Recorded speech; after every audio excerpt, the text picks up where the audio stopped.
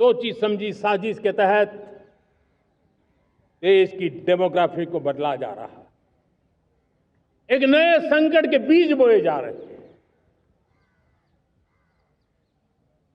और ये घुसपैठिए मेरे देश के नौजवानों की रोजी रोटी छीन रहे हैं।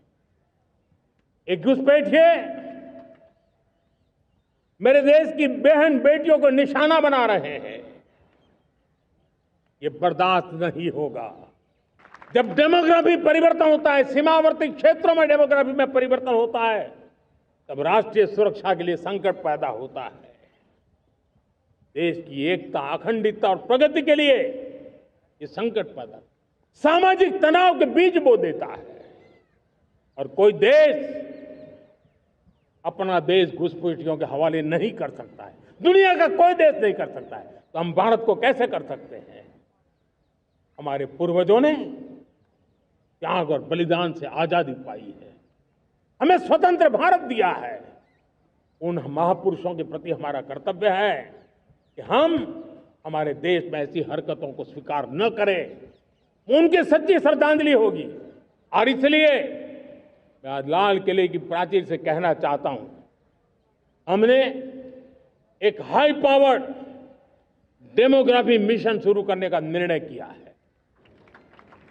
ये मिशन, इस मिशन के द्वारा ये जो भीषण संकट नजर आ रहा है, भारत पे मंडरा रहा है जो संकट है, उसको निपटाने के लिए तय समय में सुविचारित निश्चित रूप से अपने कार्य को करेगा। उस दिशा में हम आगे बढ़ रहे हैं।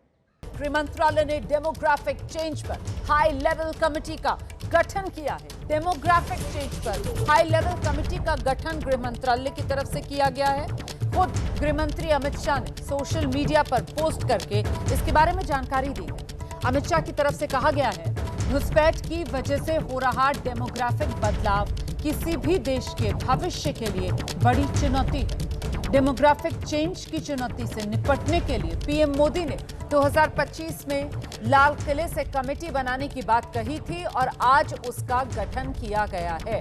ये जो कमेटी का गठन किया गया है, इसमें रिटायर्ड जस्टिस प्रकाश प्रभाकर नावलेकर की अध्यक्षता में कमेटी बनी है।